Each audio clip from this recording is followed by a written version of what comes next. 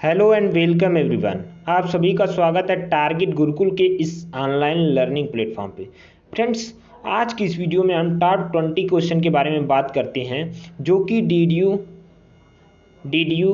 UP college तथा टीडीपीजी college के लिए बहुत ही हेल्पफुल होगा।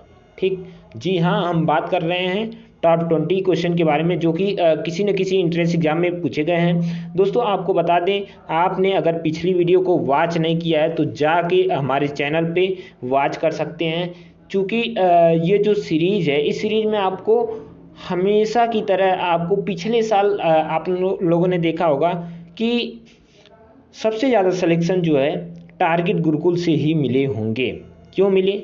क्योंकि बच्चों ने पूरी गाइडेंस को माना और जैसे जैसे बोला गया वैसे वैसे किए लोगों ने। इसलिए जो है टारगेट गुरुकुल बच्चों की पहली पसंद बनी है। और यदि आप चाहते हैं कि क्रैश कोर्स के माध्यम से टारगेट गुरुकुल से जुड़ना चाहते हैं तो आप जाइए, डिस्क्रिप्शन में लिंक मिल जाएगा, उसे क्लिक करके ऐप को इंस्टॉल करके और क्या करिए, अपनी क्रैश कोर्स की तैयारी करिए। फिर भी अगर कोई दिक्कत, समस्या या परेशानी होती है तो डिस्क्रिप्शन बॉक्स में हेल्पलाइन नंबर मिल जाएगा, उस पर आप कॉल कर सकते हैं। तो चलिए अब हम लोग स्टार्ट करते हैं। सबसे पहले हम जानेंगे, बोल रहा है कि निम्न में से कौन सा मृदा आर्डर भारत में सबसे ज़्यादा क्षेत्र पर पाया जाता है। तो ये जो है ये आपका सॉइल साइंस का क्वेश्चन है। कहाँ से है? सॉइल साइंस से। ठीक, तो हम बात करेंगे, इसका जो करेक्ट आंसर होगा इंसेप्टिसॉल्स जो होगा, इंसेप्टिसॉल इसका करेक्ट आंसर हो जाएगा, जो कि भारत में सबसे ज़्यादा जो है यही ऑर्डर पाई जाती है। ठीक, अब हम बात करते हैं नेक्स्ट क्वेश्चन के बारे में। नेक्स्ट क्वेश्चन है करण 3 किस फसल की प्रजाति है। जो करण 3 है ये किस फसल की प्रजाति है? ऑप्शन देखते हैं। ऑप्शन क्या है? चना है, गेहूं है, जौ है और क्या है? जई है। तो इसका करेक्ट आंसर जो हो जाएगा जौ हो जाएगा। दोस्तों, आपको जौ की एक और वैरायटी के बारे में बताते हैं जो कि बहुत बार पूछा जाता है। आपसे पूछा जाएगा जौ की छिलका रहित प्रजाति कौन सी है? तो डोलमा। क्या है? डोलमा। डोलमा जो है ये किसकी वैरायटी है? तो ये जौ की है, वो भी छिलका रहित वैरायटी है। इस चीज़ को आप लोग ध्यान रखिएगा कि छिलका रहित वैरायटी कौन सी है? तो डोलमा है। बात करते हैं नेक्स्ट क्वेश्चन के बारे में। नेक्स्ट क्वेश्चन पूछा जा रहा है निम्न में से कौन सी किस्म ग्वार फसल की है? कौन सी किस्म ऐसी है जो कि ग्वार फसल की है? तो IGC 936, ऑप्शन नंबर डी इसका करेक्ट आंसर हो जाएगा। RGC 936। ठीक, बात करते हैं नेक्स्ट क्वेश्चन के बारे में। नेक्स्ट क्वेश्चन पूछा जा रहा है निम्न में से किस फसल के चारे की प्रारंभिक वृद्धि में HCN की मात्रा अधिकतम होती है? तो इसका करेक्ट आंसर हो जाएगा ज्वार। HCN जो होता है विषैला होता है। ठीक है, HCN विषैला होता है जो कि पत्तियों में पाया जाता है। किसके? तो ज्वार के पत्तियों में पाया जाता है। यदि इसे हम उस समय खिला देते हैं पशुओं को तो एक बीमारी होती है पेलाग्रा नामक, वही बीमारी पशुओं को हो जाती है। तो इसलिए रिकमेंड किया जाता है कि छोटे पे जब 25 से 30 दिन के बाद ही क्या करना चाहिए, हमको ज्वार को खिलाना चाहिए। ठीक, चलिए नेक्स्ट बात करते हैं। डाई अमोनियम फास्फेट में नाइट्रोजन और फास्फोरस की मात्रा पूछी गई है। डाई अमोनियम फास्फेट में DAP। ठीक है, DAP की बात की जा रही है। तो उसमें नाइट्रोजन कितना होता है? तो 18% होता है। फास्फोरस कितना होता है? तो 46% होता है। और जो होता है पोटास 0% होता है। पोटास नहीं पाया जाता DAP में। ठीक है, तो इसका करेक्ट आंसर ये हो जाएगा। चूँकि होना नहीं चाहिए, यहाँ पे 46 होना चाहिए, दिया नहीं है ऑप्शन में, तो इसलिए हम लोग क्या टिक करेंगे? Option number first. ठीक है, चलिए हम बात करते हैं नेक्स्ट क्वेश्चन के बारे में। पेगिंग अवस्था में किस फल में पाई जाती है? जो पेगिंग अवस्था है ये किस फल में पाई जाती है? तो ये पाई जाती है किसमें? मूंगफली में। Option number B is correct answer. अब बात करते हैं पेगिंग होता क्या है। तो पेगिंग जो है ये मूंगफली में 55 दिन की अवस्था पे आती है। किस में आती है? 55 दिन की अवस्था पर आती है। इस अवस्था में क्या होता है, गाइनोफोर जमीन में प्रवेश कर जाते हैं। यही अवस्था क्या कहलाती है? पेगिंग कहलाती है। हमने क्या बताया, हमने बताया कि यह अवस्था जो है 55 दिन पर आती है। ठीक, उसके बाद हमने बताया कि जो गाइनोफोर होते हैं वो ज़मीन में इंटर करते हैं। ये जो अवस्था होती है क्या कहलाती है, पेगिंग कहलाती है। अब हम उम्मीद करते हैं कि पेगिंग आपको समझ में आ गया होगा। हम बात करते हैं बीकानेर क्षेत्र निम्न में से किस जोन में आता है। तो फिलहाल ये क्वेश्चन यूपी वालों के लिए नहीं है, बट इसका आंसर जान लीजिए, आपका जोन फर्स्ट 3 होगा। क्या होगा, फर्स्ट 3। ठीक है, चलिए आगे हम लोग बात करते हैं निम्नलिखित में से कौन सा पेड़ राजस्थान का कल्प वृक्ष कहलाता है। तो ये क्या होगा, इसका आंसर खेजड़ी होगा। वैसे अगर पूछा जाए केवल कल्प वृक्ष तो क्या हो जाएगा, नारियल। नारियल क्या हो जाएगा, नारियल। नारियल को हम लोग क्या बोलते हैं, कल्प वृक्ष। अब पूछा जाए कल्पतरु किसे बोलते हैं, तो केला। कल्पतरु केला और कल्प वृक्ष नारियल। बिल्कुल आपको इसमें कंफ्यूज नहीं होना है, नारियल किसे बोलेंगे, कल्प वृक्ष। केला किसे बोलेंगे, कल्पतरु।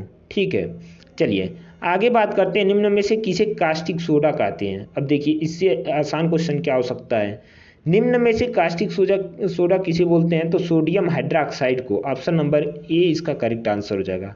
ठीक है, अब बात करते हैं नाइट्रोजन पौधों द्वारा निम्न में से किस रूप में लिया जाता है। मोस्टली पौधे क्या करते हैं, नाइट्रोजन को नाइट्रेट के रूप में लेते हैं। ठीक है, नाइट्रेट के रूप में। कुछ पौधे ऐसे होते हैं जो अमोनिकल रूप में नाइट्रोजन को ग्रहण करते हैं, जैसे धान और आलू। ये सब जो फसलें हैं क्या करती हैं, नाइट्रोजन को अमोनिकल रूप में ग्रहण करती हैं। ठीक, चलिए हम बात करते हैं नेक्स्ट क्वेश्चन के बारे में। नेक्स्ट क्वेश्चन पूछा जा रहा है निम्न में से कौन सा उर्वरक एमाइड एवं कार्बनिक उर्वरक के रूप में से जाना जाता है। तो इसका सबसे सरल आंसर होगा यूरिया। अब बात करते हैं यूरिया जो है, यूरिया में नाइट्रोजन कितनी पाई जाती है, तो 46% यूरिया में नाइट्रोजन पाई जाती है। ठीक है, आगे हम लोग बात करते हैं मौसमी परिवर्तन का अध्ययन किस में करते हैं। तो ये मौसम विज्ञान, ऑप्शन नंबर सी हो जाएगा। इसे हम लोग मेट्रोलॉजी बोलते हैं। क्या बोलते हैं, मेटीरियोलॉजी।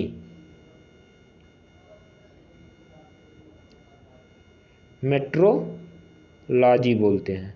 ठीक है, ये चीज़ आप लोग ध्यान रखिएगा। आगे बात करते हैं, आगे बोल रहा है फली वाले पौधों में वातावरणीय नाइट्रोजन स्थिरीकरण किस बैक्टीरिया द्वारा किया जाता है। यानी जो पल्सेज हैं उसमें फली वाली फसलें हैं उसमें जो है नाइट्रोजन किस बैक्टीरिया के द्वारा किया जाता है। तो इसका करेक्ट आंसर हो जाएगा rhizobium bacteria. Option number B हो जाएगा, राइजोबियम बैक्टीरिया। ये सबसे ज़्यादा पूछा जाता है, ये चीज़ें आप लोग ध्यान रखिएगा।